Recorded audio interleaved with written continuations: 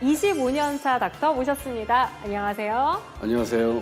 산부인과 전문의 윤정섭입니다. 저도 두 번의 출산을 경험하면서 우리 산부인과 선생님들께 감사한 기억이 참 많이 있습니다. 병원에 다양한 분야가 있는데 특별히 산부인과를 선택하신 이유가 있으실까요? 특히 산부인과는 과학과 인간이 동시에 공존한다는 면이 무척 매력적으로 느껴지더라고요. 그 중에서도 특수하면서도 보람이 있는 분야이자 지금 이 시대의 최대 난제인 난임 파트를 택하게 되었습니다. 이 난임은 정확히 어떨 때 진단이 되는 걸까요? 의학적으로 난임이란 특별한 피임 없이 정상적인 관계를 갖는 부부가 1년 동안 임신이 되지 않을 때 진단해요. 만 35세 이상인 경우 6개월을 기준으로 합니다. 또는 임신은 쉽게 되시는데 반복적으로 3번, 4번 계속 유산하시는 부부를 봤었는데 더 많이 힘들어 하시더라고요. 임신이 되지만 또 유산이 자주 되는 경우도 난임이라고도 볼 수 맞습니다. 있는 거군요. 임신 자체가 안 되는 것도 있고 임신은 되지만 임신 유지가 안 되는 것, 그것도 난임에 속합니다. 그렇군요. 근데 그 난임을 겪는 상당수가 검사를 해보면 특별한 원인이 없다고 하더라고요. 실제로도 그런가요? 네, 그렇습니다. 좀 더 정확히 전해드리면요. 난임의 원인은 여성 측이나 남성 측 또는 양측 모두에서 기인하기도 하는데 학자들은 대부분 남성의 요인 30%, 여성의 요인 30%, 남녀 공통 20%, 원인 불명은 20% 정도의 수준으로 보고 있습니다. 그러면 정확한 원인이 처음부터 있는 경우는 어떤 경우인가요? 남성일 때는 고안에서 나가는 정맥에 혈류 장애나 혈관이 굵어지거나 구불구불하게 늘어난 정계 정맥류, 정자의 이동 경로가 막힌 정관 폐쇄가 대표적인 난임의 원인 질환이 됩니다. 네. 여성일 때는 난소에서 배란이 돼야 되는데 이 배란이 제대로 되지 않는 배란 장애가 가장 큰 원인이고요. 다낭성 난소 증후군이 대표적입니다. 그럼 이런 난임은 어떤 방법으로 치료할 수 있을까요? 난임에 대한 원인별 치료법은 대표적으로 배란 유도에 의한 자연 시도, 그 다음에 인공수정, 시험관 아기 시술, 크게 3개가 있습니다.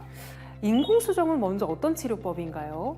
여성의 배란기에 맞춰서 남편의 정액을 받아서 여성의 자궁 속으로 직접 주입해 자연 수정이 일어나도록 하는 치료법입니다. 그럼 시험관 시술은 어떤 걸까요? 주로 어떤 상황일 때 고려하게 되나요?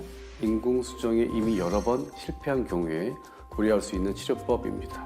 정자와 난자를 체외, 즉 시험관에서 인공수정시킨 다음에 2일에서 5일 정도 배양하고 그 이후에 건강한 애만 골라서 자궁 내로 배아 이식하는 방법이죠.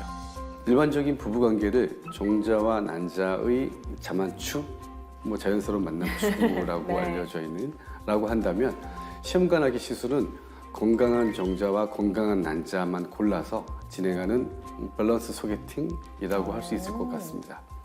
시험관하기 시술은 과배란 주사를 통해서 건강한 난자만 선택하여 정자와 매칭시키는 방식이기 때문에 임신의 가능성을 크게 높일 수 있는 치료법입니다. 근데 듣기로는 시험관 아기 시술을 하면 폐경이 빨라진다고 하는데 이게 맞는 말일까요?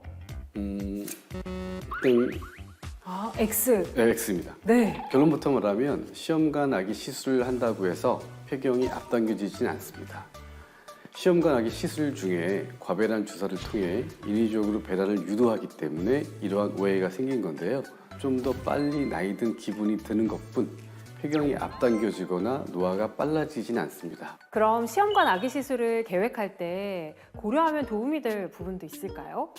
보통 착상 전 유전 진단이라고 합니다. 아. 착상 전에 배아 단계에서 유전 질환을 갖고 있거나 염색체 수적 이상 또는 배열 이상의 유무를 진단한 후 정상 배아만을 따로 선별해서 하는 검사입니다. 이와 함께 착상 타이밍을 정밀하게 보는 착상 타이밍 검사, 반복 착상 실패나 또는 반복 유산 검사 등을 함께 생각해 볼 수 있으니 고려해 보시면 좋겠습니다.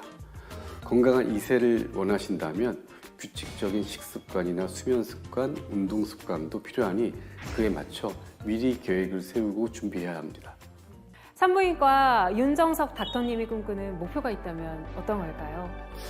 생각했던 것보다 난임으로 고민하시고 또 고생하시는 분들이 참 많더라고요. 그런 부부들을 위해서 좀 더 폭넓고 다양한 상담이 가능한 그런 플랫폼을 만들어 보고 싶은 욕심이 있습니다. 네, 어디서도 들을 수 없었던 윤정섭 닥터님의 진솔한 이야기 감사합니다. 닥터하우스가 늘 응원하겠습니다. 감사합니다. 네, 다음 시간에 또 다른 이야기로 찾아오겠습니다. 지금까지 닥터하우스 MC 최희였습니다.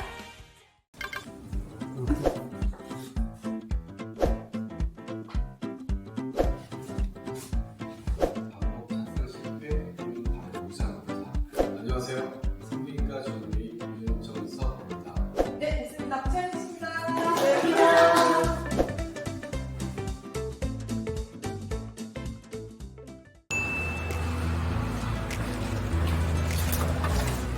선생님 사진 준비 잘 되셨어요? 일요일날 운동회 찍으러 여기까지 오게 되네요. 여기 들어가시면 돼요. 그 다음에 오른쪽. 안녕하세요. 여기 앉아서 헤어 메이크업 먼저 받으시고 저랑 대표님 하실게요. 요걸로 가야겠까? 그럼 갈아입으시고. 가야겠까요? 왜 멈춰? 나쁘지 않지 않아요? 긴장되거나 그러진 않으세요? 괜찮네요. 대본은 잘 숙지하셨나요? 대본이 뭐죠?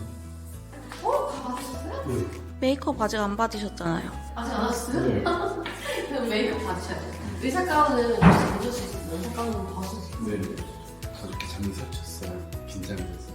촬영이요? 준비 열심히 하셨잖아요, 원장님. 실전에 강하신 타입이라.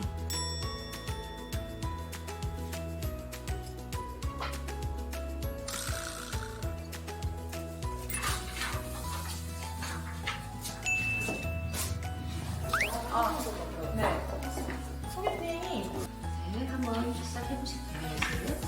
안녕하세요. 산부인과 전문의 윤정섭입니다. 대부분 의학이 그렇지만 특히 산부인과는 과학과 인간이 동시에 공존하는 부분이 무척 위력적이더라고요. 지금 이 시대의 최대 난제인 난임 파트를 택하게 되었죠.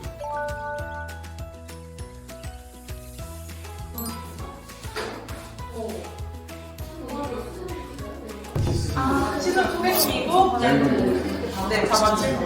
저는 선생님을 묻는데, 그냥 요거를 저라고 생각했어요. 그러니까요. 사진을 좀,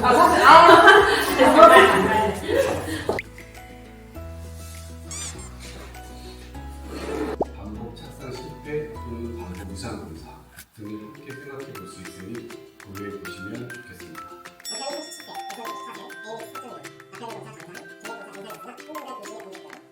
네, 프로필 가겠습니다.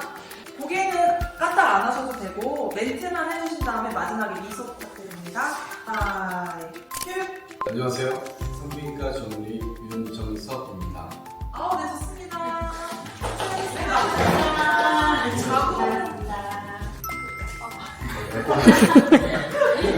왼손 내리셨다가, 자, 시작 올려주세요. 올려주세요. 스탑. 네, 됐습니다. 고생하셨습니다.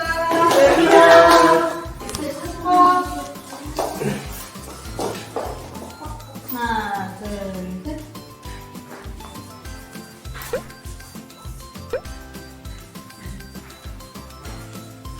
원장님, 오늘 촬영 어떠셨어요? 되게 신기하고 재미있는 경험이었어요. 좀 어색하기도 하긴 했는데 저는 원래 이렇게 약간 새로운 거 도전하는 거 좋아해서 재밌게 했던 것 같습니다. 좀 어색하더라도 귀엽게 잘 나왔어요. 25년차 닥터 모셨습니다. 안녕하세요. 안녕하세요. 산부인과 전문의 윤정섭입니다. 그 중에서도 특수하면서도 보람이 있는 분야이자 만 35세 이상인 경우 6개월을 기준으로 합니다. 임신 자체가 안 되는 것도 있고 임신은 되지만 임신 유지가 안 되는 것. 생각했던 것보다 난임으로 고민하시고 또 고생하시는 분들이 참 많더라고요. 좀 더 폭넓고 다양한 상담이 가능한 그런 플랫폼을 만들어 보고 싶은 욕심이 있습니다. 오늘 만포유 첫 번째 선물의 주인공이 나타나셔서 그분을 위해서 선물 포장하려고 왔습니다. 만포유! 아, 오늘 선물 받으실 분은 나이를 정확히 말씀드리기는 좀 그렇지만 30대 아주 후반의 환자분이시고 저랑 배란 초음파 보면서 자연임신 성공하신 분이에요. 임신 한 10주, 12주 정도 되셨고요. 난임의사로서 진짜 슬플 때도 많고 우울할 때도 많은데 한 번씩 엄청 기분 좋을 때가 있거든요. 이분도 그런 케이스였고 만 나이 38세부터는 저를 처음 만난 그날부터 시험관 수정 시술에 대해서 설명을 드리고 그걸 준비를 해요. 시험관이 들어갈 수 있도록 미리 사전에 해야 되는 검사들을 다 진행을 하고 너무 미루지 않도록 시험관을 시작할 수 있도록 준비를 하는 편인데 이분도 약간 오셨을 때 나이가 있는 편이셔서 시험관 준비를 하고 그 사이에 우리 2-3달 배란일을 먼저 맞춰봐요 이렇게 얘기했던 분인데 그 배란 초음파 통해서 자연 임신이 되셔서 너무 기분이 너무너무 좋았었던 케이스예요. 시험관을 하려고 했다가 자연 임신되면 기분이 너무 좋아. 어떤 기분이냐면 단체로 청계산에 옥녀봉을 올라가기로 했어. 단체 산행이 잡혔어. 입구까지 갔는데 저기 산행이 취소가 되고 다 같이 두루치기 먹으러 가자 이 기분이야. 시험관 과정이 떠나게 하시는 분들도 있지만 매일 주사를 막 2개, 3개씩 사용하고 과배란 증상 때문에 배가 아픈 걸 막 참아가면서 지내셔야 되고 과정이 막 쉽지는 않잖아요. 그거를 준비를 다 하다가 자연임신 너무 행복하죠. 포장해야 되는데? 그래서 임신되신 분들도 임신을 하셨지만 그 과정 속에서 고생을 많이 하셨고 사실 임신은 새로운 출발이기도 하고 그래서 이렇게 선물을 드림으로써 약간의 응원의 마음을 표현을 하고 있고 또 다른 임신을 아직 맛보지는 못하신 난임 부부들도 다 응원하고 있습니다. 다음 만포유 선물의 주인공은 바로 당신! 오늘은 말도 많고 탈도 많은 드라마 언젠가는 슬기로울 전공의 생활. 이번에 이 산부인과 의국을 배경으로 드라마가 나왔대요. 하필 왜 산부인과? 그러니까 우리는 끔찍했는데 네. 또 재밌는 드라마 배경은 될 수 있을 것 같아요. 이 드라마가 1년 전에 나오기로 그쵸. 했었는데 맞아요. 작년에 네. 의정 갈등 때문에 1년 미뤄져서 이제 시작이잖아요. 맞아요. 어찌 보면 판타지? 대학병원에 지금 전공의는 사실 네. 없다. 저는 그래서 사실 약간 보기 전에 약간 망설였어요. 이거를 봐야 하나 슬퍼질 수도 있겠다. 이걸 보다 보면. 이제 한번 볼까요, 우리? F처럼 행동하시네. TV면서. 네. 아, 시작하자. 네. 저렇게 손 씻은 지 진짜 오래됐다, 그죠? 나 저렇게 손 닦는 거 지금 까먹었어요. 하라고 나 못할 것 같아, 저기 주면은. 맞아요. 근데 우리 주니어 지금 눈앞이 막 흐릿하고 뿌옇고 그렇지 않아? 그걸 어떻게 하셨어? 나 저거 너무 공감돼요. 저 필름지 안 떼가지고. 그러니까. 저도 그랬던 기억이. 아, 진짜? 그 정도로 어리버리했었던 기억이. 선생님 어리버리 했을 때 같이 일했던 분 모셔볼까요, 그러면? 누가 있죠? 김영미 간호사? 여기서 다시 뵙나요? 옛날에 레지던트 하실 때 같이 일하셨던 거예요? 수술방 간호사. 되게 엑스퍼트였던 간호사분과 제일 어리버리했던. 어떻게 어리버리했어요? 근데 어리버리한 거 봤는데 어떻게 왔어? 취직했어? 역시 남자는 잘생기고 봐야 돼. 아주 재밌는 원장님이셨어요. 네. 아, 레지던트 때도 웃기는 사람이었어요? 원장님과 같이 수술할 때가 제일 재밌었던 것 같아요. 그랬어요? 네. 저는 혼난 기억밖에 없어가지고. 하는 거를 관전하는 게 너무 재밌었어요. 감사합니다. 선생님 여기 컨타요? 아, 저거. 학생 때나 저러지, 그죠? 쉬다 오셔가지고. 아니 그래도 학생으로 3년 다 실습 돌고 인턴 1년 했고 인턴 1년 중에도 서저리 파트 한 3과 4과 돌았을 텐데 1년 차 때 근데 많이 혼났어요? 거의. 특히 상과는 눈치가 좀 빨라야 되는 것 같아요. 이렇게 빠릿빠릿해야 되는데. 제가 예전부터 느낀 거지만 원장님하고 좀 안 맞는 거예요. 행위에 대한 설명 2-1을 보시면요. 작년인가 재작년에 저한테 다니시던 분이 저보고 로봇 같다고 하신 적이 있잖아요. 저한테 다니다가 선생님한테 가신 분인데 블로그에 저희 병원 글을 몇 개 올리셨는데 그 중에 하나가 추 원장님한테 다녔는데 느낌이 약간 로봇 같았다 이렇게 올리신 거예요. 그래서 나는 그때 그냥 그러고 넘어가는데 여기 보여 로봇 효과음 나타나고 로봇 이렇게 나와서 내가 저런 느낌인가? 제가 저 정도 느낌이에요? 극티 느낌? 아 근데 네 그런가요?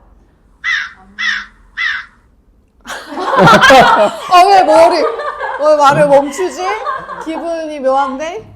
면전에 대고 말씀. 면전에 대고 해봐. 그런가? 나 저래요? 나 저렇게 극티예요? 좀 오버랩되는 면이 있긴 해요. 아 진짜? 네, 그러니까 느낌적으로. 왜? 나 환자분들한테 티슈 잘 뽑아줘. 티슈만 뽑아주는 거 아니에요? 이렇게 뽑아가지고 이렇게 얼른 드리죠 이렇게. 던지는 거 아니에요? 쓰십시오 이렇게. 주니어야 그거 네가 치우면 될 걸 왜 거기에 올릴까? 아니 나 같으면 저 윗년차가 그냥 바닥에 버리십시오 이렇게 얘기하면 되잖아요, 그렇지 아니 않아요? 이게 받아서 버려주면 되는 거 아니에요? 그렇게 친절했어요? 근데 이제 결론적으로는 관계가 준 친척 같은 거니까. 그것도 그렇고 수술방 분위기가 있잖아. 그냥 좀 조그맣게 말해줘도 되는데. 아니 실 들고 지금 나가 당장. 지금 당장 필드에서 나가라고. 이렇게 필드에서 나가란 소리 들어본 적 있어요? 아우 너무 많아서 크게 긴장감 없이 나갔던 것 같아요. 근데 지금 궁금한 게 저도 핸드폰 있을 때 레지던트를 해서 윗년차한테 노티도 다 휴대폰으로 하고 했었는데 예. 선생님 어떻게 했어요? 휴대폰 없었잖아요. 예전에는 거의 삐삐죠. 삐삐. 예. 윗년차가 아랫년차한테 삐삐를 보내면 내가 너한테 할 말 있으니까 나한테 전화해 이 의미인 거예요? 그쵸. 힘든 그랬던 시절에 기억들이. 하셨네요. 예. 옛날 사람.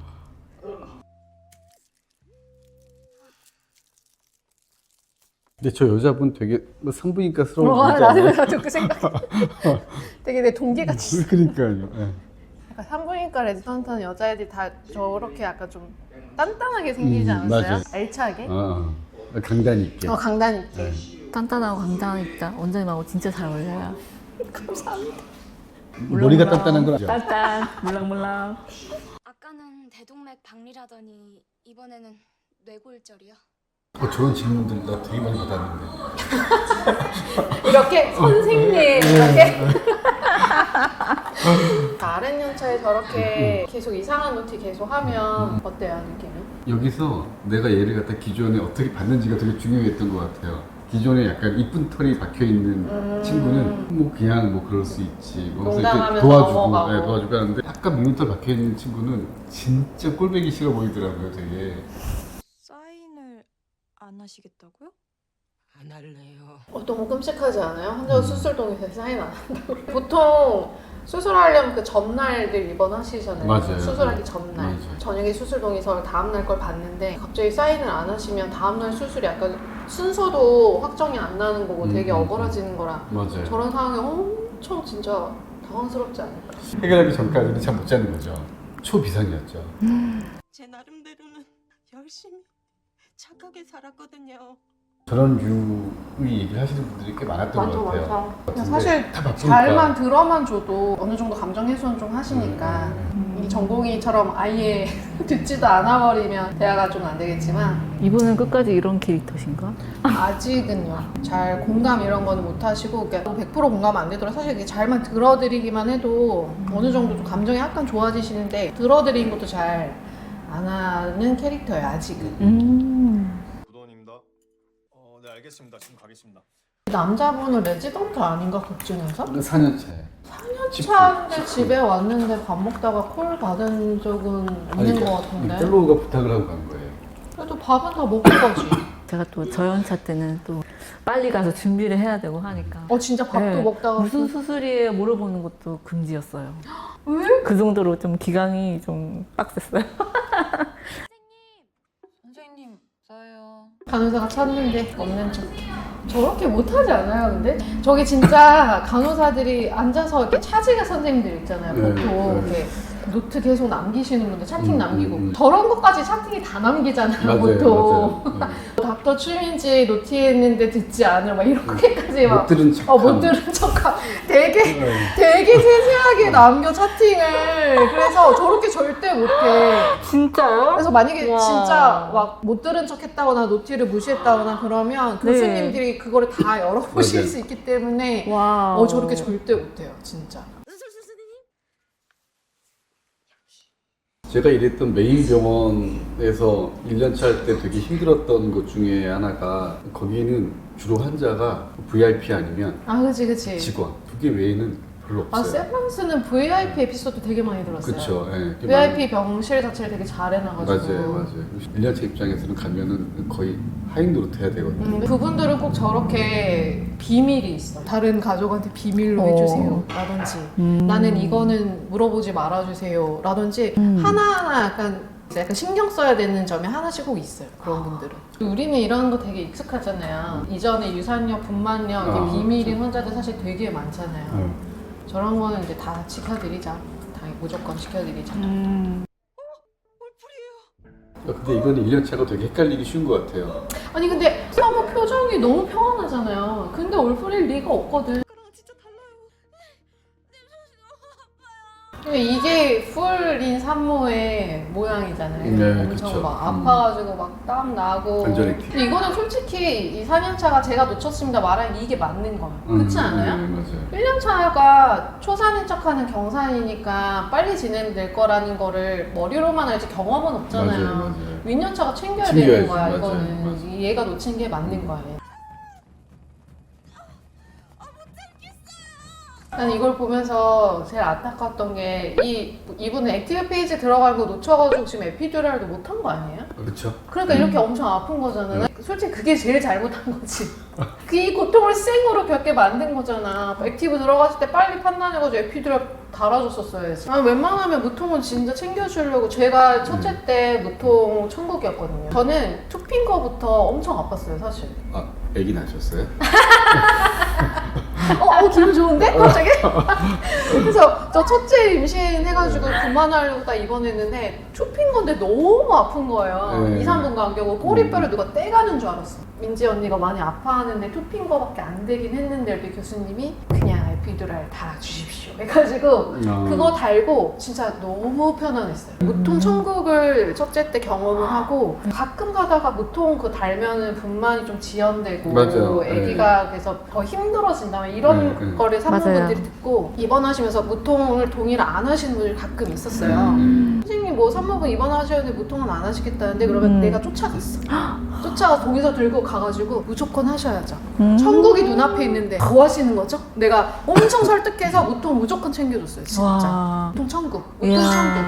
그래서 이분은 백드 딜리버리 한 것도 문제지만 무통 타이밍 놓친 거. 타이밍 놓친 것도 사실 큰 문제예요. 이 장면은. 복도에서 딜리버리를 해본 적은 없죠? 없어요. 없죠. 복도에서 해본 적은 없어요. 생각보다 빠르게 진행돼서 이렇게 분만장에서 펠빅 다이로 옮기자마자 분만 받은 적은 있어요. 교수님 콜 하기 전에. 나왔네. 망했다. 저렇게 나오면 많이 찢어지잖아요. 네, 회원부도. 그렇죠. 회원부 꼬매는 것도 문제고 딱 예쁘게 딱 시저로 잘라놓고 분만을 해야 회원부 절개가 꼬매기가 쉬운데 그러면 이제 회원부가 막 찢어져요. 모든 산모의 아기는 언제든 갑자기 예측할 수 없게 나온다. 몰라? 보통 상과 교수님들은 마귀알몸은 없지 않았어요. 부인과 교수님들이 마귀알몸이 있고 상과 교수님들은 좀 약간 다독여 주신 분들이었던 것 같은데 제 기억에. 저희는 안 그랬어요. 저희는 우리 오희영 선생 첫 출산 기념으로 여기 마지막 수초 한번 해봐. 아닙니다. 저럴 때 이제 분위기 쌓여지는 거죠. 두 번 거절했어요 지금. 이봐요. 스크럼 강사가 요즘 옛날에 저랬잖아. 막 분위기 수습하느라 바빴잖아. 교수님 분위기 다운되실까봐. 진짜 그죠? 엄청 노력했죠. 농담이요 교수님. 어떡해. 고생 너무 잘하셨다. 어색한 웃음. 그래서 어색한 웃음. 하하하. 마스크 밑으로 하하하 이렇게 웃잖아. 하하하. 고생 많이 했죠. 저희 말도 못하죠. 밑에 이상한 레지던트 들어오고 막 이러면 막 이상한 레지던트 들어오고 이러면 내 한번 받쳐서 막. 분위기 끌어올렸다가 다시 다운시키시고 끌어올리면 다운시키시고. 근데 왜 우리 병원 취직했어? 진짜 신기해. 이렇게 완전 잘생긴. 그리고 정이 뭔지. 아 옆에서 이상한 소리예요. 교수님이 뭔가 설계를 주시고 수처음에 이렇게 바늘 한 땀 꼬매는 거 주시고 교수님 입장에서는 나름 이렇게 자 해봐 내가 널 가르쳐 줄게 이런 건데 맞아요.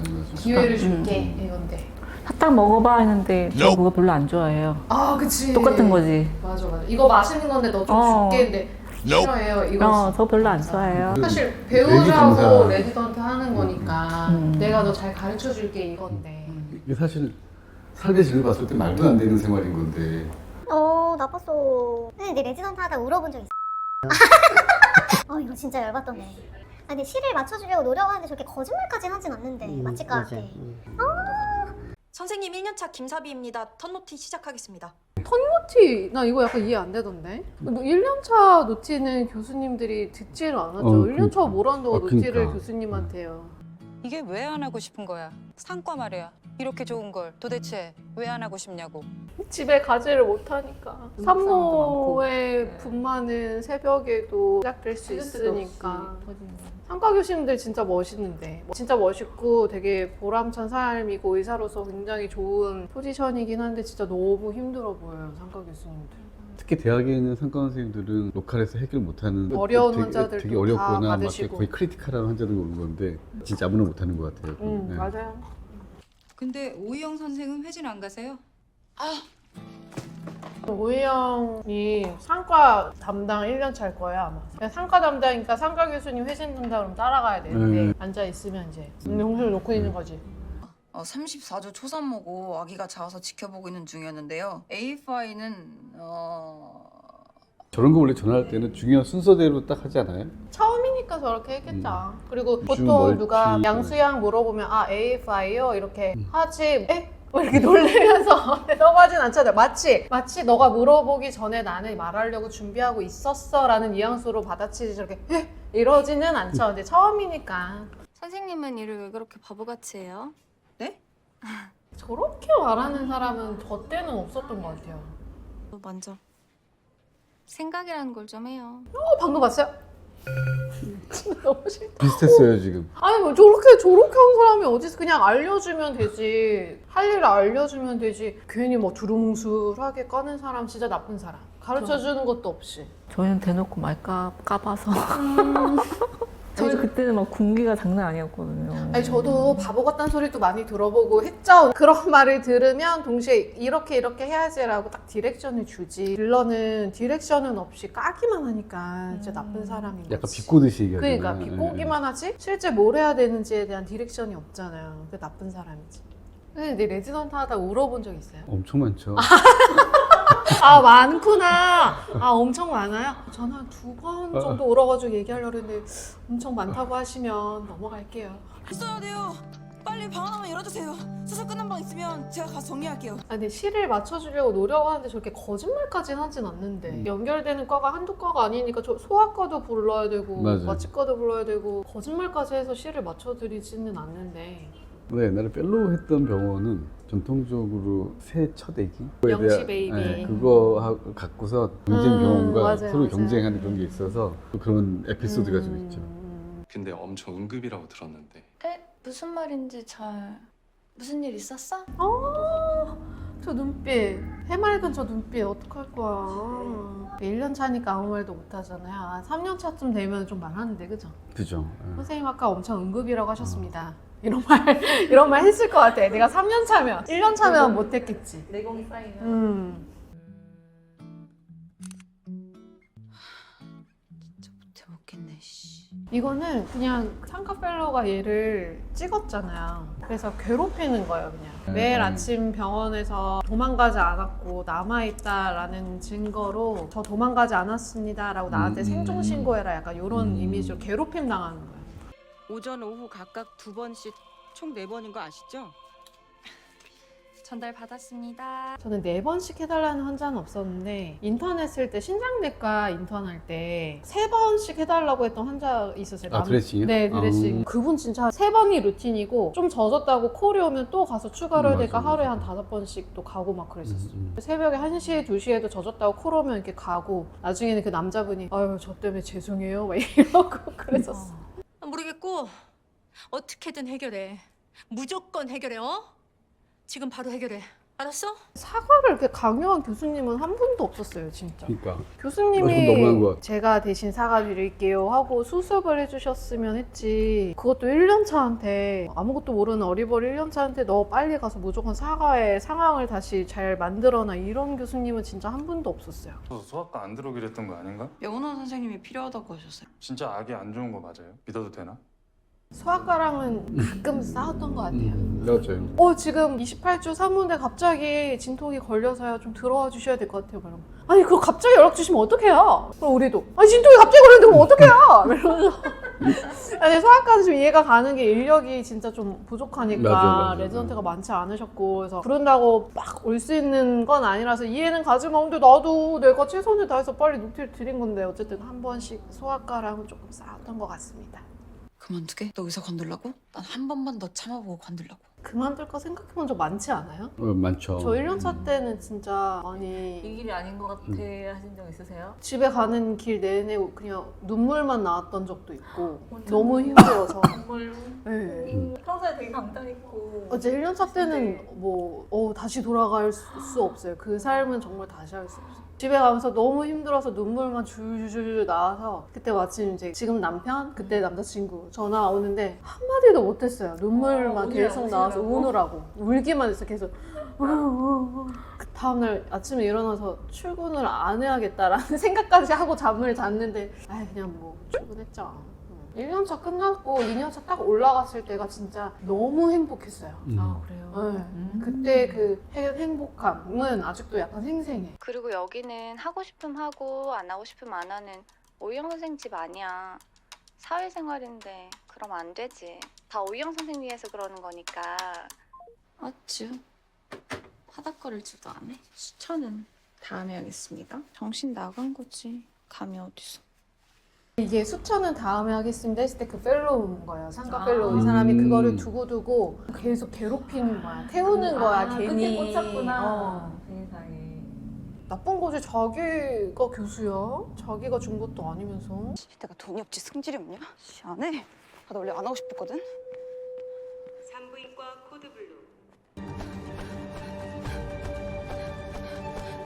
근데 사실 이렇게 큰 병원에서 코드블루 나면은 코드블루 난 장소 가면은 의사가 진짜 산처럼 쌓여 있잖아요. 맞아요. 이거 너무 조금이야. 의사가 진짜 겹겹이 이렇게 원을 막 형성하고 있어. 코드블루 나면 다 뛰어와요. 다 뛰어요? 네, 진짜 무조건 다 뛰어가요. 인턴, 레지던트과 상관없이 다 수술방에서 수술방 어시하지 않는 이상 다 와 있어요. 되게 많이 오잖아요. 첫차 쓰는 그 소원은 정해져 있는데 아니 나머지 근데 분들 이게 뭐 하죠? 힘들기 때문에 돌아가면서 1, 2, 3, 4, 4, 100까지 하고 나면 보통 교체해요. 교체. 그 교체해주려고 옆에 다 서 있는 거예요.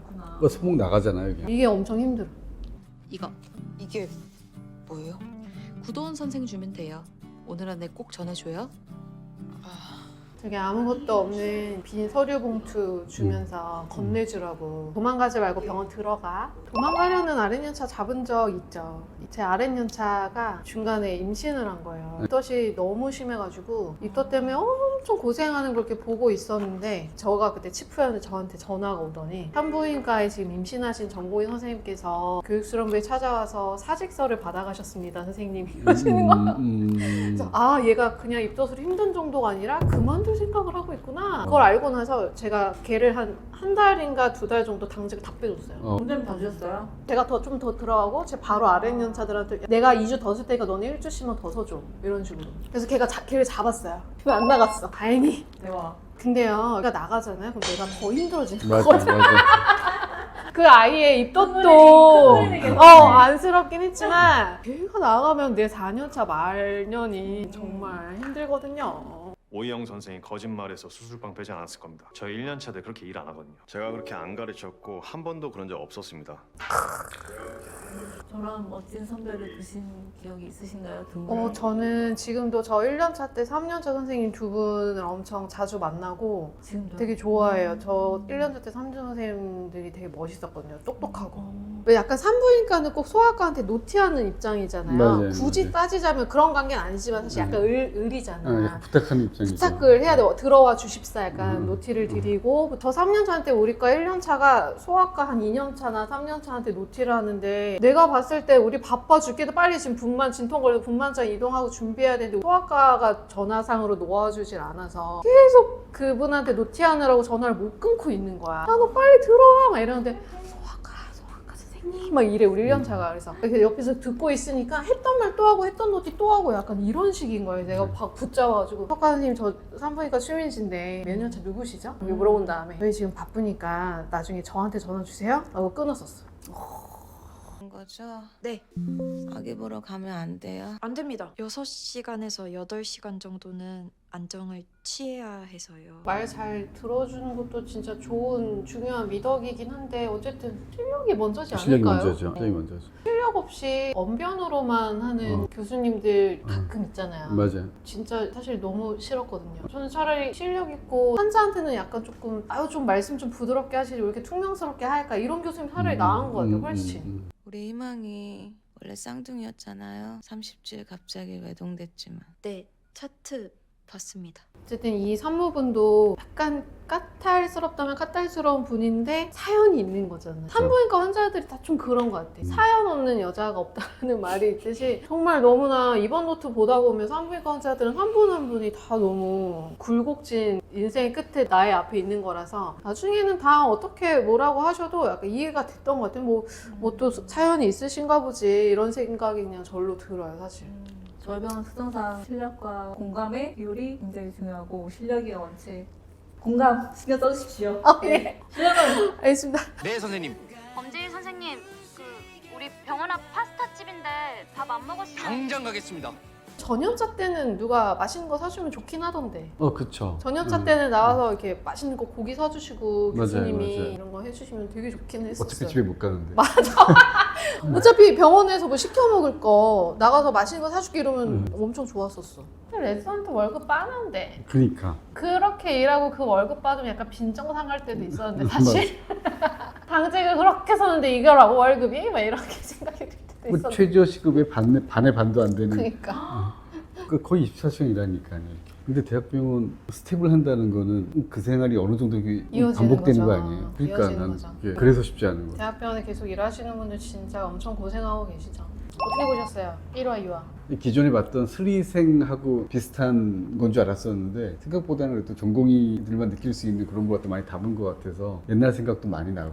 치리생은 약간 주니어 스텝 이야기고 그쵸. 이거는 약간 전공의 이야기인 것 같아요. 이런 고생 많이 하는 시절에 대한 얘기가 조금 더 와닿는 건 많은 것 같아요.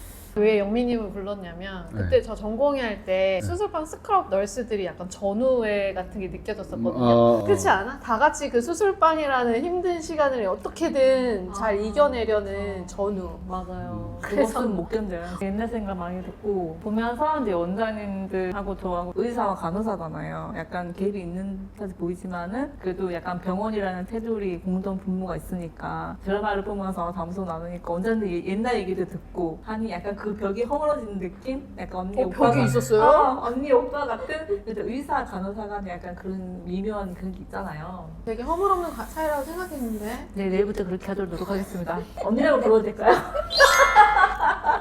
저는 처음에 보면서 어떻게 생각했냐면 약간 이게 성장하는 거를 매화를 거쳐서 보여주고 싶은가 보다를 느꼈지만 너무 이렇게 바보처럼 그러는 게 좀 너무 어리바리. 너무 어리버리하게 그려놨으니까 이미 어느 정도 슬기로운 시기인데 1년 차면 사실 그게 좀 안타까웠지만 그래도 같은 연차랑 인연차랑 어떻게든 또 이겨내는 시간들이 저도 새록새록 생각이 나는 드라마였어요. 그럼 끝! 다음에 또 만나요. 네, 주기가 들쭉날쭉 반복이 된다면 진료가 필요해요. 우리가 일반적으로 보는 생리 주기는 21일에서 5주, 35일 사이 정도를 정상이라고 보는데 그렇기 때문에 나는 뭐 30일마다 해야 돼, 28일마다 해야 돼 이런 거라기보다는 조금 더 넓은 범위에서 매달 플러스 마이너스 5일 정도 차이 나는 거는 괜찮아요. 근데 뭐 두세 달에 한 번 한다든지 아니면 한 달에 2번 생리를 한다 하면은 문제가 있을 수 있어요.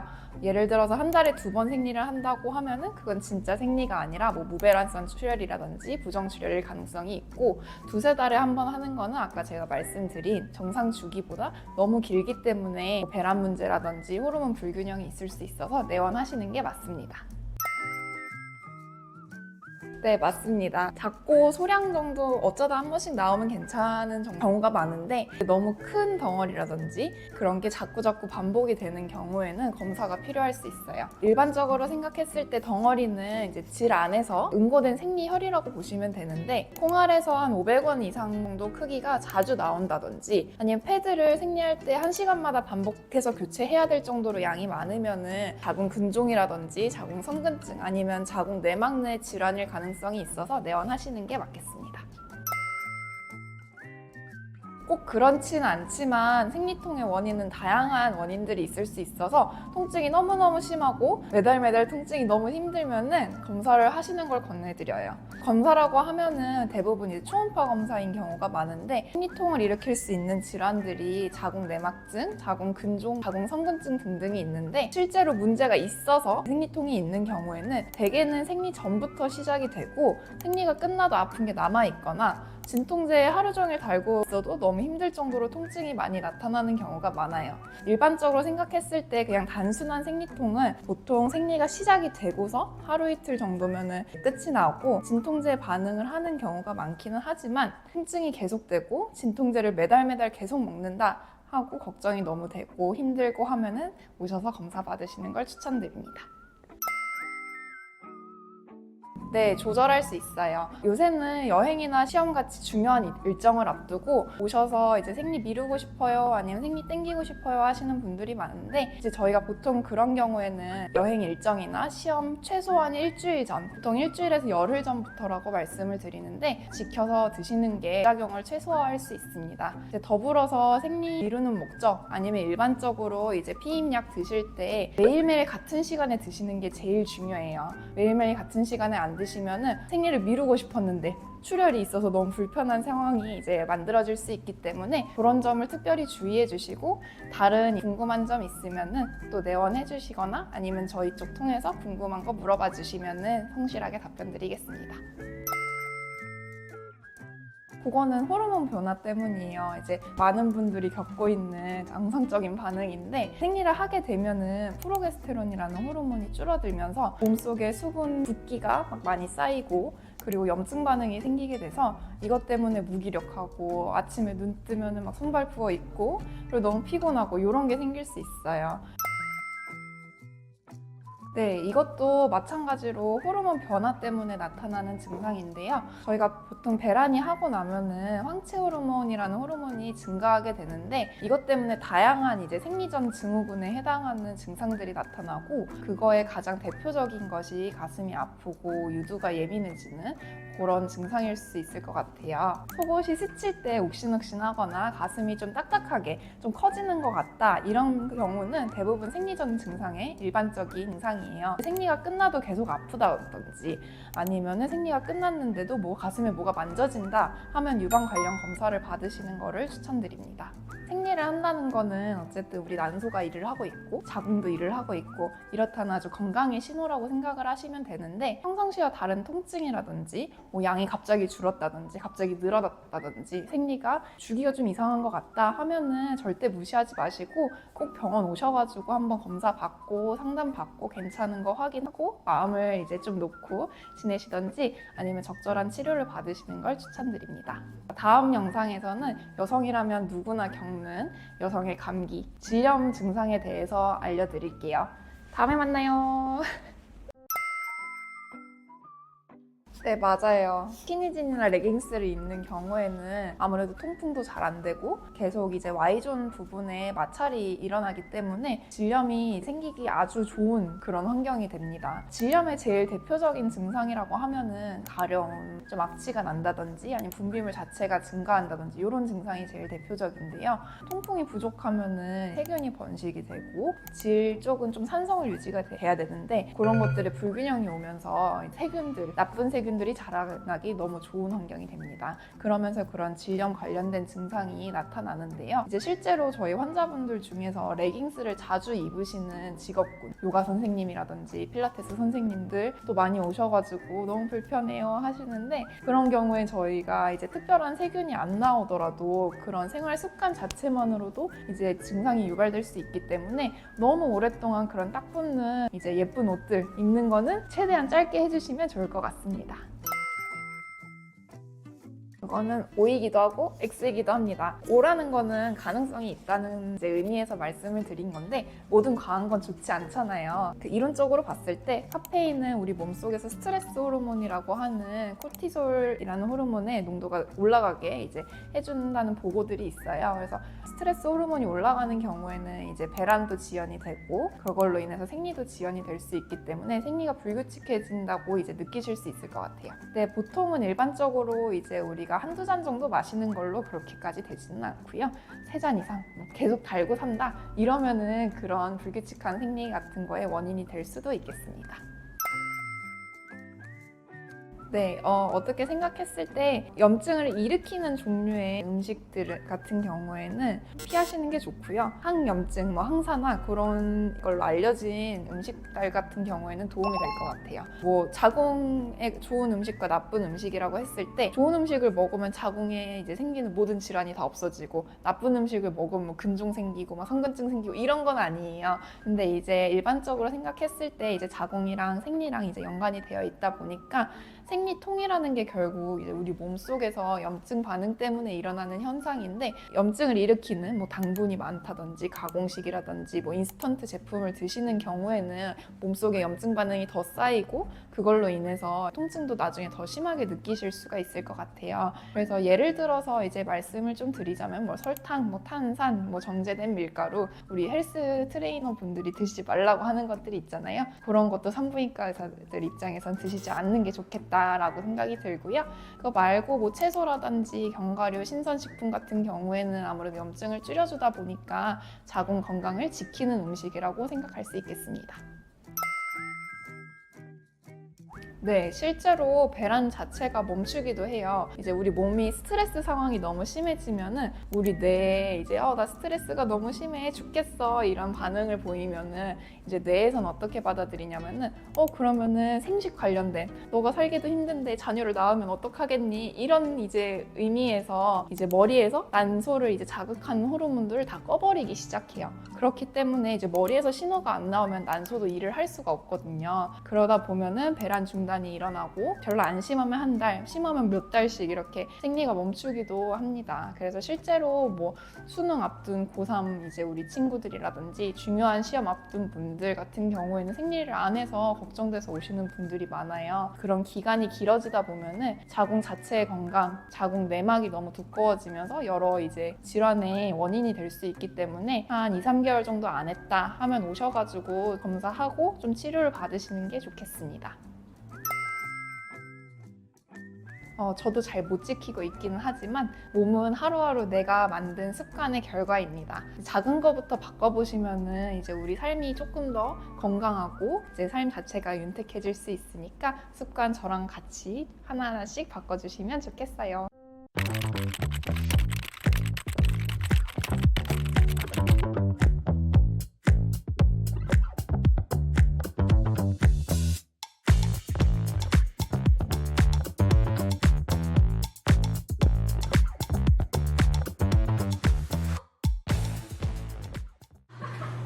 웃음이 나오네요. 좋아요. 다리 한번 꼬아. 너무 좋아요. 꼬우셔도 될 것 같아요. 약간 확실히 카메라 마사지가 좀 되어 있으시죠? 진짜 너무 예쁘다. 조금 더 편하게 할까요? 다리 편하게. 그렇죠. 너무 좋아요. 기성. 연예인 같아. 리액션이 계셔가지고 너무 좋네요. 그러니까요. 자, 이제 다음 번 찍겠습니다.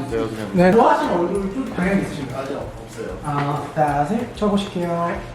잘생겼어. 차은우 같잖아, 차은우.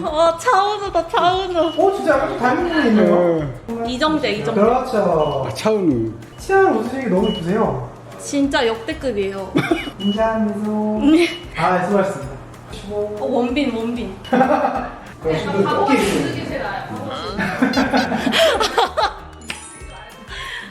좋습니다.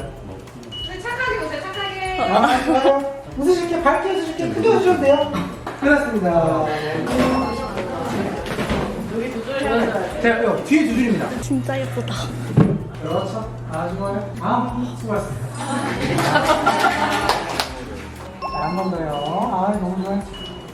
웃을까요? 자, 우리 환자 보호자분이 선물 갖다 주고 감사합니다 했을 때 너무 좋습니다. 저 가셨다 지금. 네, 끝났습니다.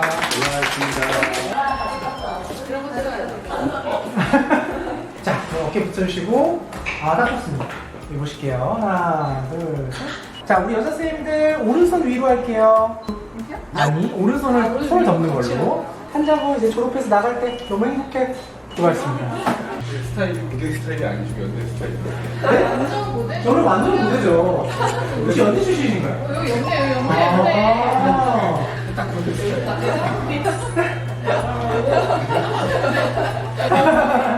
제일 커버 안 해주시는 분이. 뭘요?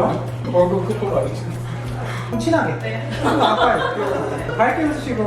아, 좋네요. 하나, 둘, 셋. 파이팅! 자, 같이 이렇게 크게 너무 작아요. 하나, 둘, 셋. 파이팅! T자가 별로 윗모양이 안 이뻐요. 파이까지만 할게요. 파이팅은 하면 안 돼요. 하나, 둘, 셋. 파이. 자, 이게 안 맞아요. 안 할게요. 아, 이게 안 맞아요. 자, 살짝 미소. 자, 자기가 생각할 때 예쁜 미소. 아, 그렇죠. 아유, 좋습니다. 아, 수고하셨습니다.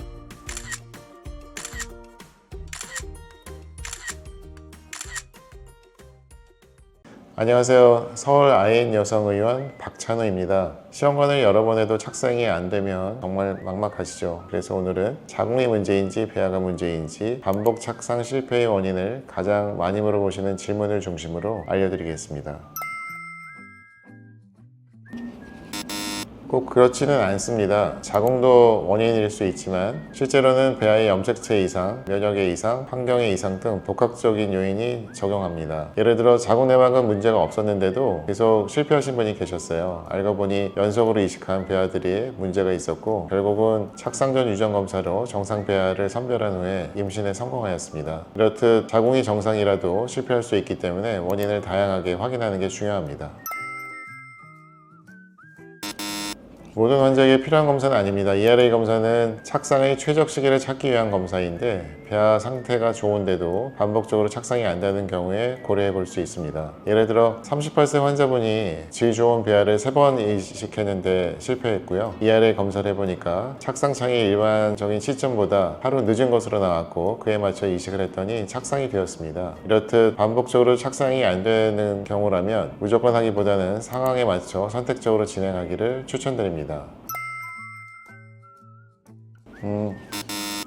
반드시 필요한 건 아닙니다. 면역치료는 자기 면역 질환이나 면역 반응 이상이 있는 경우에만 고려합니다. 예를 들어 반복 착상 실패하던 분이 면역 검사에서 NK세 수치가 높게 나오면 면역 조절 치료를 시행할 수 있고요. 이후 착상이 잘 유지되었던 사례가 있습니다. 하지만 면역 치료는 꼭 필요한 경우에만 쓰는 게 원칙이기 때문에 무분별하게 사용하는 것은 피하는 것을 추천드립니다.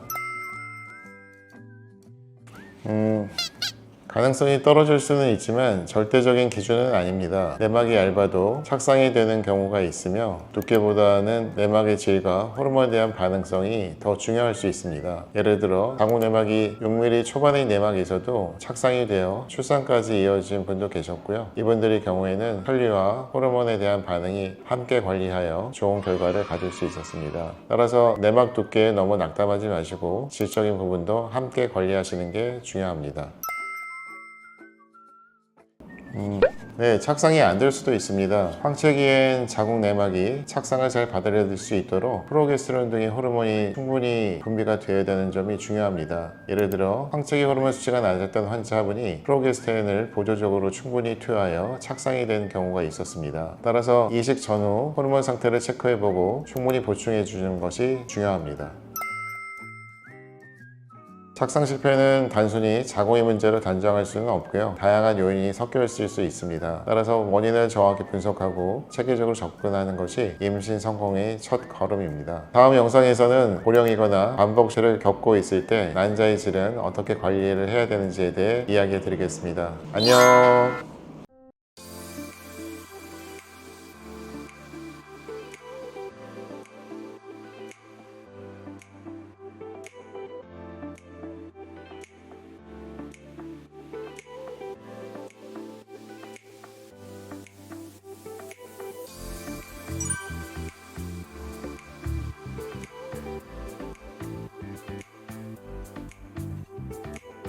오늘은 난임간호 연수강좌에 왔어요. 제가 호르몬과 관련해서 발표를 하게 되는데 너무 오래간만에 공부를 하다 보니까 새로운 것도 많이 또 알게 된 것 같고 잘 준비해서 발표하도록 하겠습니다. 네.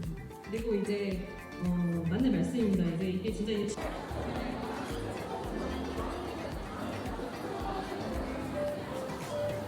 그래서 난자 동결에 대한 역사를 먼저 보시도록 하겠습니다.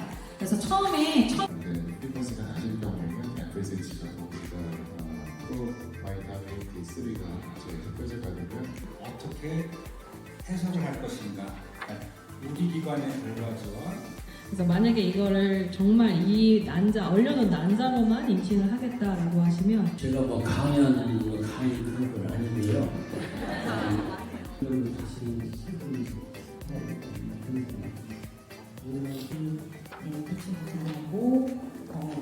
제가 난임에 있을 때는 이제 전부 비급여가지고 신경 안 썼는데 이제 환자 신경 쓰느라 돈 신경 저희가 난임 환자를 대하는 임상 현장에서 또 내년에 5월에 또 뵙도록 하겠습니다.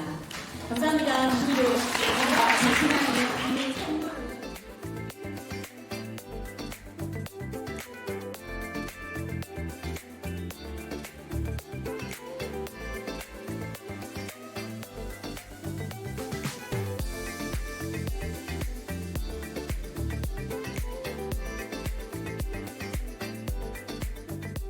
네, 오늘 강의 어떠셨어요? 오늘은 이제 호르몬 평가에 대해서 제가 발표를 하였고요. 아무래도 이쪽에 종사하시는 분들의 기본적인 많이 하는 검사인데 그거를 해석하고 그러는데 도움이 되었으면 좋겠습니다. 오늘 정말 많은 걸 공부했고 특히 원장님이 오늘 발표해 주신 내용은 우리가 실제적으로 시험관 하시는 분들한테도 큰 도움이 될 것 같아서 많은 공부가 되었습니다. 오늘 박 원장님의 AMH, 그다음에 HPO 그런 거를 듣고 아, 우리도 환자한테 이런 사례가 있었고 앞으로 이런 다각도적인 측면으로 환자들에게 접근해서 설명을 할 수 있겠다라는 자신감을 얻고 공부를 할 수 있는 기회가 되었습니다. 일단 오늘 너무 유익한 교육을 많이 받았고 그래서 이제 또 동료들하고 같이 와서 또 저희 원장님들도 좋은 강의 해주셔서 너무 기분 좋은 하루였던 것 같아요. 다른 연수 강좌 때보다 더 알찼던 것 같아요. 그래서 이렇게 좀 인원수도 많아지고 회원들도 그러하니까 이제 점점 난임 그 전문 간호의 영역이 좀 더 확장되고 있지 않나 이런 생각도 들고 아무튼 우리 동료들하고 같이 공부하게 돼서 오늘 좋은 시간이었습니다.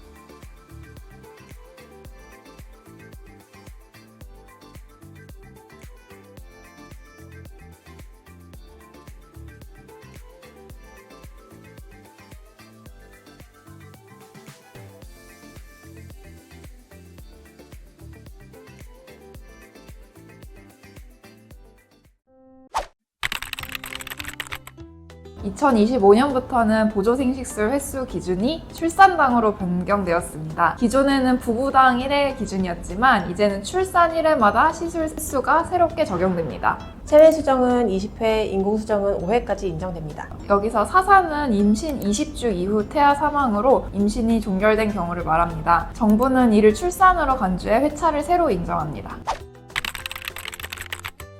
그렇지 않습니다. 2025년부터는 진료 시작일 기준 45세 이상 여성도 본인 부담률이 기존 50%에서 30%로 낮아졌습니다. 네, 크게 서울형, 경기형, 정부형 제도가 있는데요. 서울형, 경기형의 경우 공남포, 미성숙 난자 채취를 포함해 의학적 사유로 시술이 중단되거나 실패했을 때 횟수 차감 없이 최대 110만 원까지 지원받을 수 있습니다. 그리고 정부형의 경우 공남포 및 미성숙 난자 채취의 경우에만 최대 110만 원까지 지원받을 수 있습니다. 공남포나 미성숙 난자 같은 상황은 시술이 불가능한데도 비용이 발생하게 되는데요. 이 제도는 그런 부담을 덜기 위해 마련되었습니다. 쉽게 말해 서울형, 경기형은 실패 전반을 포함하고 정부형은 공남포 미성숙 난자만 해당된다고 생각하시면 됩니다. 다음 영상에서는 보건소 선정검사 지원과 미혼 여성 난자 냉동에 대해 자세히 알려드릴게요. 안녕. 안녕하세요. 서울 IN 여성의원의 의사 추민지입니다. 오늘은 편광현미경 장비에 대해서 소개를 해드리려고 하는데요. 채취한 난자와 정자를 수정을 시킬 때 일반적으로 광학현미경을 사용을 하고 있지만 저희 IN 연구소에서 특별히 편광현미경을 갖추고 있는 이유가 있는데요. 그것은 바로 편광현미경을 사용하여서 난자를 관찰할 때만 방추사라는 구조물이 드러나 보이기 때문입니다. 난자 안에 있는 중요한 중요한 구조물인 방추사에 대해서 간단하게 먼저 설명을 드리자면, 방추사는 세포 분열 과정에서 염색체를 정확하게 분리하는 데 핵심적인 역할을 하는 미세소관, 마이크로튜블 구조입니다. 우리 중학교 2학년 때 생물 시간에 배우셨던 감수 분열 혹시 기억나시나요? 세포의 염색체의 양과 DNA의 양을 반으로 줄이는 분열이다 라고 해서 감수 분열이라는 단어 들어보셨을 텐데요. 어렴풋하게 뭔가 염색체들이 세포의 중앙, 적도면에 정렬을 했다가 양쪽으로 쭉 나뉘어져서 끌려가는 그림이 그려지시나요? 그 정도의 이미지가 그려지신다면 그걸로 충분합니다. 방추사, 영어로는 스핀들이라고 부르는 이 구조물이 기능을 아주 잘 해주어야지 23쌍의 염색체가 치우침 없이 양쪽으로 잘 나눠질 수가 있고, 이 방추사는 일반 광학현미경으로는 보이지가 않기 때문에 형광현미경이 의미가 있는 것입니다. 난자의 세포질 바로 바깥쪽에 극체, 영어로는 폴라바디라고 부르는 구조물이 있는데요. 일반적으로 방추사의 위치는 극체 근처에 위치를 하게 됩니다. 형광현미경 사진으로 보여드리면 세포질 바깥쪽에 나와 있는 이 구조물이 극체이고, 극체 바로 밑으로 밝게 형광되어서 보이는 구조물이 바로 방추사입니다. 보통은 극체를 12시 방향으로 설정을 하게 되면 방추사가 12시에서 1시 정도 방향의 극체 주변에서 존재를 하기 때문에 일반 현미경만으로도 충분히 방추사의 손상 없이 수정을 시킬 수 있다라고 되어 있어요. 수정하는 과정을 동영상으로 설명을 드리자면, 극체가 12시 방향에 있고 이 극체 바로 밑에 밝게 빛나는 방추사가 있기 때문에 보통은 극체를 12시 방향으로 설정을 한 뒤에 정자를 난자의 3시 방향으로 찔러서 수정을 시키게 됩니다. 그러면 방추사를 피해서 수정을 시킬 수 있기 때문에 방추사의 손상 없이 미세 수정 과정을 잘 마칠 수 있는 것인데요. 방추사의 위치가 다 극체에서 12시 1시 방향, 극체 근처에서 존재한다면 평형현미경도 의미가 없겠지만, 방추사가 꼭 극체 주변에 존재하지 않는 케이스도 있다라는 것이 때때로 문제가 될 수 있습니다. 실제 저희 병원 케이스였던 환자분 사진을 보여드리면, 이분은 극체를 12시 방향 으로 놓고 보았을 때 밝게 빛나는 방추사가 무려 3시도 넘어서 오후 5시 정도 방향에 존재하는 아주 특이했던 케이스였고, 이분은 방추사의 위치가 90도 넘게 벌어져 있었던 비정상 위치였던 것이죠. 이분이 신선주기 1차에서 난자 9개가 채취가 됐는데 하나도 수정이 되지 않은 거예요. 아직도 그때 수정이 하나도 되지 않아서 이식할 수 있는 배아가 없기 때문에 배아 이식이 취소되었습니다 라고 환자분께 미리 이식 전날 전화를 드렸었을 때 그 아찔한 마음이 생생한데요. 그래서 수정이 되지 않아서 그 주기는 바로 이식이 취소가 됐었고, 다시 신선주기 2차를 했을 때는 이렇게 평광현미경으로 봤더니 이분의 경우 신선주기에서 채취된 난자 10개 중에 대다수가 방추사의 위치가 90도 넘게 비정상 위치에 위치하고 있었던 특이했던 케이스고, 형광현미경 통해서 수정을 했더니 10개 중에 6개의 배아가 수정이 되었고, 그 해당 주기 이식을 통해서 바로 임신도 되셨고, 임신 후에도 추가로 5일 배아 동결도 나왔던 케이스입니다. 난자의 수정 능력이나 배아 발달 능력을 결정하는 데에는 사실 방추사 한 가지만 있는 것은 아니기 때문에 대부분의 케이스에서 형광현미경을 사용하였다고 해서 모두 좋은 결과를 보장하는 것은 아닙니다. 하지만 직전 주기에서 수정률이 매우 낮거나 난자질과 정자의 질이 현미경 쪽으로 나쁘지 않았음에도 불구하고 5일 배아 발달률이 매우 저조한 경우에는 형광현미경을 통해서 난자의 방추사 위치를 확인 후 수정을 시도하는 것이 좋은 대안이 될 수가 있겠습니다. 없는 거 없이 다 있는 IN 연구소, 오늘은 형광현미경에 대해서 말씀을 드렸습니다. 다음 시간에는 또 다른 연구소 이야기로 찾아오도록 하겠습니다. IN 연구소에 혹시 궁금한 점이 있으면 댓글 남겨주세요. 그럼 여러분 안녕.